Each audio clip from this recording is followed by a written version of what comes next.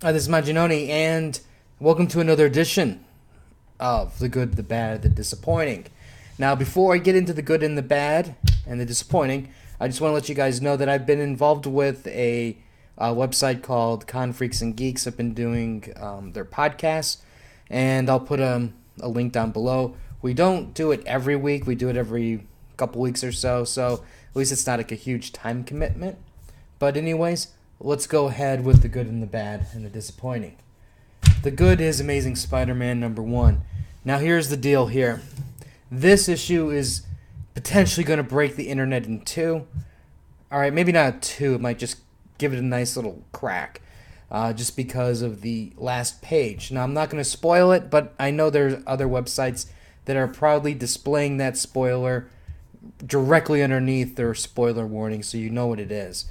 But keep in mind, things aren't always exactly what they first appear to be. The second thing I liked about this book is there's one Spider-Man from the very beginning of this massive Spider-Verse, with Spider-Mans everywhere, that I was hoping to see. That I dared not dream that this Spider-Man would ever appear. And it did. And I have to admit, there was an inner squee. Basically, the Spider-Man, the Super Sentai, well, maybe not Super Sentai, but the Japanese Spider-Man, which was he was like a live-action guy. He had one web slinger, as you can see there. He fought giant monsters, and he had a freaking giant robot. And, unlike other Spider-Men who give, truth, justice, and I'm late for work, this Spider-Man goes, I am the emissary of hell, and I shall fight this great evil for the fate of all spiders. That is how badass that Spider-Man is. Anyways, on with the story, though. The story was good. It moved the plot along. Unfortunately, one of my favorite Spider-Men died, the Monkey Spider-Man. But I thought what this issue did well is it started to, even though the heroes are, just constantly getting beat, it's starting to turn their way a little bit. The art has been solid, and I can only imagine this is probably a lot of fun drawing all these Spider-Mans, and at the same time you're just killing a bunch of Spider-Mans too. But overall, I'm really, really enjoying it. A lot more than I thought I was. And I think this will probably make a really, really solid trade read. Anyways, here we go. The bad. Angela, Asgard's assassin. I swear, I don't know why I bought this. This was not in my file. And I just said, you know what, it's a light week. What the heck? I'll give it a try. And, I'm just reading this thing, and I'm just starting to go, who cares? It's basically, you got Angela, and, she stole this baby, and you get the entire Asgard coming down on her, and I'm like, who cares? It doesn't make sense in the grand scheme of things why she stole the baby. I do understand why all of Asgard is after her, but at the same time I'm going, she only stole the baby so this way she can fight Thor and the Asgardians to show that she's a badass. And I'm like, why do we even need to go through this route? We all know she's a badass, and I'm just reading this, and it's just like going, okay, it's great that you're giving us some characterization in terms of who she is, how she's interacting with some of these characters. But as a whole, it's just, to me, it's just like words that are on a page that don't matter. And it's doing, okay, on some level, I guess you can say, it's great in that we're going to see some fighting. But as I'm reading this, I'm going, where's the solid fighting? I don't see it. I see a lot of Angela give the baby back, but I don't see a bunch of battle axes going into people's heads. And I'm like, this is now 2 issues in, and granted, in the grand scheme of things, 2 issues is not very much, but at the same time, I'm going, please, throw me a bone. Let's see Thor decapitate somebody at least, or something like that, you know? Come on. Come on. I don't think I'm going to get the next one at all. I would like to rename this the disappointing, and excuse the language, to the who gives the shit category. And that is World's End. This is just, who cares now? It's like they're trying to compete in a way. You know, it's not even telling a cohesive story because it's like one side is the Elementals, the other side is Darkseid. And I'm like, who cares about these people now? You know, none of you care about these elemental creatures. All you want to see is this guy right there, and you just want to see him start taking care of business. That's it.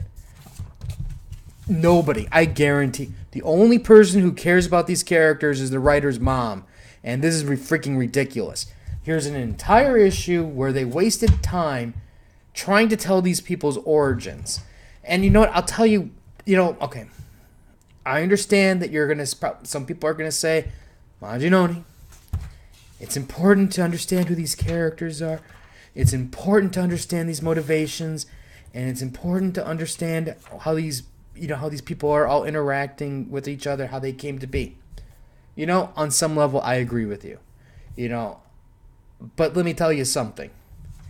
If your secret origin motivation can be handled in like 3 or 4 pages, your secret origin is nothing but bullshitty crap.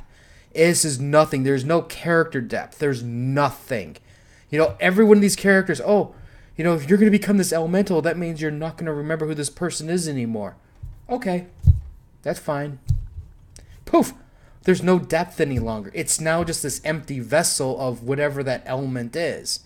It's like there's no connection any longer to somebody back on Earth that matters to them. Because some of these stories are touching in a way. You have the Green Lantern thing with Alan, and he's like, but, I can't leave him. I want to make sure he's okay. Then there's the one with the Red where you're going, my brother was sick, and the Red's coming for him, and she sacrifices her life so this way he can be saved, and he can, basically go, he can live a normal life, and she'll take his place. Though that is solid entertainment in terms of character development. It gives you strong motivations. It gives you great depth. But you know what? There's nothing that leads up to this. There's nothing that goes, this is why he's sick, he's tormented by dreams, like they've mentioned. And there's no aftermath. It's just 1-2 battle. And they get their butts kicked. Who cares how powerful these people are? They're not powerful, obviously, because they keep getting beat by the Furies. All they're doing is they're wasting time with useless characters, and I'm getting freaking sick and tired of this bullshit. The only reason why Air has any type of background is because we read about it in Earth 1 and had to deal with, Earth 2, issue 1 and 2 or so. This would have been kind of cool too with the water demon creature, but then even then it's like, all right, it's loose and now it's in chains really quick, and then it's like, I'm going to blah blah, and I'm like, ugh. It's like, please, this book is weekly. This book is weekly. Why don't you develop these characters much better? You're just putting like this very thin Band-Aid on this storyline, and it sucks.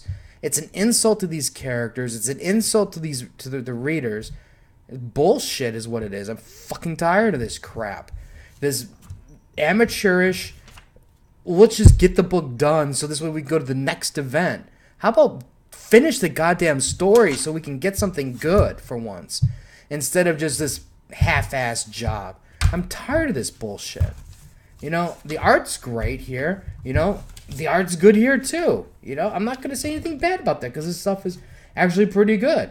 But it's like, you don't even have, when Helena goes into the Fury, you don't even have a good transition into it. It's just like 1 minute she's dead and the next minute she comes back. Oh, great. That's a great surprise factor. But you know what? Don't you think this would have been cool watching her go through the transformation? No, obviously not. The DC's editors can't be bothered with that kind of stuff because they're on a tight deadline. So this way they can finish crapping this thing out, and that way we can go to the next big event. I'm telling you, this type of storytelling is bullshit. You have a big event, and you can't even properly fill the event with important character development, with important plot points. It's just get to point A, B, C, D, and just hope that everybody can just go along with the ride and have fun with it. But if you want anything more than that, if you want any meat, any substance to it, you're shit out of luck. And you're dealt with this crap. I'm tired of this bullshit. Anyways, that's the reviews for the good, the bad, disappointing. Like, share. I'll have more reviews later. Let me know what you guys didn't like, and I'll have more reviews later. So until next time.